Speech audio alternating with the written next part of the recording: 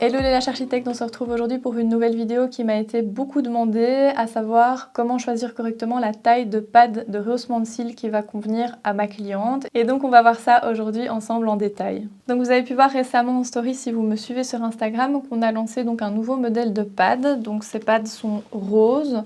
Et alors la différence avec les anciens pads, c'est qu'ils sont de 1 plus flexibles, donc vous allez avoir beaucoup plus facile à le positionner sur l'œil de votre cliente sans qu'il saute soit du coin interne ou du coin externe parce qu'il est vraiment très mou. Si je vous montre comme ça sur la vidéo, vous voyez vraiment que c'est beaucoup plus flexible que les pads qu'on a pu connaître jusqu'à aujourd'hui.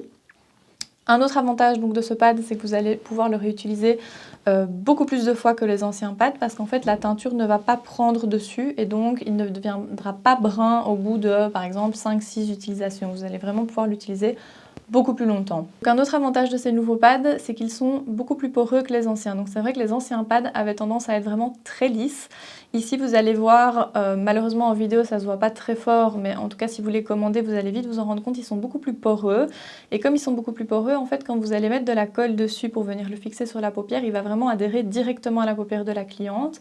Et alors au niveau des cils, quand vous allez venir mettre de la colle sur le pad pour rehausser les cils vont prendre beaucoup plus dessus aussi et vont rester mieux sur le pad. Donc par exemple quand vous allez retirer votre step 1, il y aura beaucoup moins en tout cas de cils qui auront tendance à se détacher entre les steps de rehaussement. L'intérêt de cette vidéo, c'est de savoir donc comment sélectionner la bonne taille de pad en fonction de la cliente qui se présente à vous. Et donc, il y a plusieurs choses dont vous allez devoir tenir compte. Premièrement, c'est quel est le résultat que la cliente attend. Donc, il y a des clientes qui attendent un résultat vraiment très marqué et très lifté.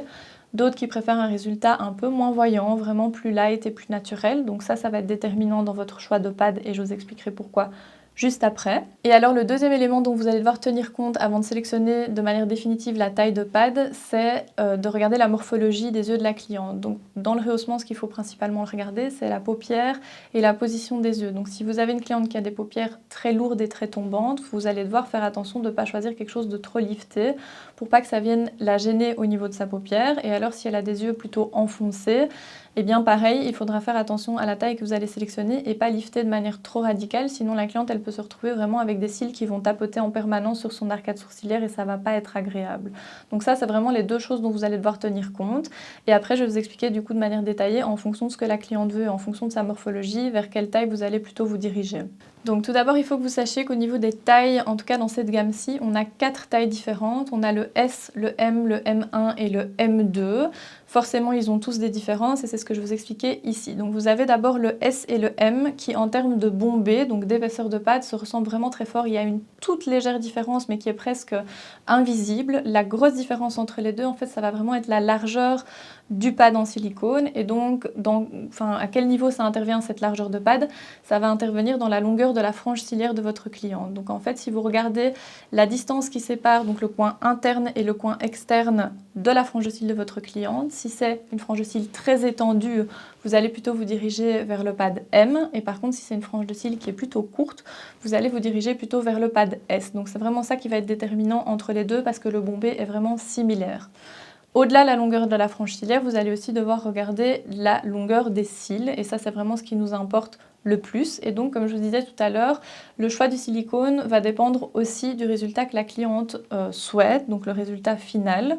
Si la cliente souhaite un résultat vraiment intense et très voyant, la règle, ça va être que vous allez devoir choisir un silicone où les cils de la cliente vont vraiment repasser au-dessus du bombé. Donc ça va vraiment devoir aller jusqu'au-dessus du bombé que je vous montre juste ici. Donc si vous regardez le bombé que vous avez sur le silicone S par exemple, vous allez devoir faire en sorte que les cils de votre cliente dépassent ce bombé.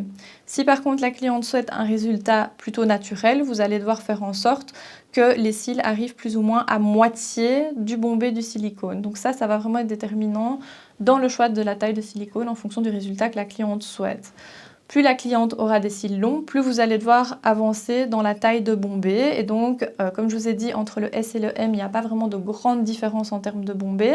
Ce sera plus à partir du M1 et puis du M2 que vous allez voir une grosse différence de bombé. Et donc, plus les cils seront longs, plus vous allez devoir vous diriger vers le M1 ou alors le M2. Et en fonction du résultat que la cliente souhaite, vous allez choisir plutôt l'un ou l'autre pour avoir un résultat plus ou moins intense. Il faut savoir aussi que les pads, comme vous les voyez ici sur le dessin, c'est pas des pads que vous devez forcément laisser comme ça. Et donc moi, ça m'arrive assez fréquemment de couper ces pads et donc de les couper soit au niveau du coin interne, soit au niveau du coin externe. Ça dépendra de la longueur des cils de ma cliente. Si par exemple elle a des cils extrêmement longs au coin interne et que sa frange de cils est beaucoup plus courte que le pad en lui-même, j'aurais tendance à venir couper le petit bombé qui se situe justement à l'intérieur de l'œil. Si au contraire à l'intérieur de l'œil ils sont très courts mais qu'à l'extérieur de l'œil ils sont très longs, et bien alors je couperai mon pad au niveau du coin externe de l'œil pour qu'il soit en fait plus adapté à la longueur de cils tout simplement de ma cliente. Donc vous pouvez vraiment le customiser d'une cliente à l'autre en coupant d'un côté ou de l'autre ou des deux si vous estimez que ce sera plus cohérent pour votre rehaussement de cils avec la cliente en question. Donc une autre question qui est souvent posée, c'est aussi le cas des cils qui sont très plongeants, par exemple les cils asiatiques qui sont très plongeants au niveau donc du blanc de l'œil de la cliente. Là, c'est vrai que le lash lift peut poser problème parce que soit il ne prend pas, soit il retombe très vite. Et en fait, pour éviter ce phénomène, en tout cas de lash lift qui retombe très vite, on va plutôt devoir se diriger dans ces cas-là sur un lash lift qui est un peu moins intense, moins lifté pour qu'il soit plus durable dans le temps. Donc en fait, sur ce type de cliente, si vous hésitez entre deux types de pads, par exemple entre le M et le M1, eh bien il faudra plutôt se diriger vers le M1. C'est vrai que le résultat sera un peu moins marqué que chez une personne qui n'a pas le cil plongeant, mais par contre ce sera un résultat qui durera quand même dans le temps, donc la cliente sera tout de même contente. Et donc c'est toujours mieux de privilégier un pad légèrement plus bombé pour essayer de préserver le lash lift le plus longtemps possible dans le temps et éviter d'avoir un phénomène où vous allez avoir certes un super beau résultat directement après le rehaussement de cils, et puis quelques semaines après, hop, le rehaussement il va directement retomber, donc votre cliente va plus du tout être contente. Voilà les filles, j'espère que cette petite explication vous a aidé à y voir plus clair. Donc les pads, vous pouvez les retrouver sur notre site internet dans tous les onglets donc, qui touchent au rehaussement de cils. Vous avez également sur la chaîne YouTube une vidéo qui vous montre step by step comment je réalise mon lash lift. Cette vidéo elle a été faite avec les anciens pads, donc l'ancienne génération. Donc simplement vous pouvez procéder exactement de la même façon avec les nouveaux pads que je viens de vous présenter dans cette vidéo. N'hésitez pas à vous abonner à la chaîne YouTube parce qu'il y aura certainement d'autres vidéos sur le sujet de lash lift qui vont arriver dans les prochaines semaines. Et puis il y a d'autres vidéos sur les extensions de cils si vous pratiquez également les extensions de cils. Vous pouvez également vous abonner donc aux réseaux sociaux, Facebook, Instagram, etc. Et je vous dis donc à bientôt!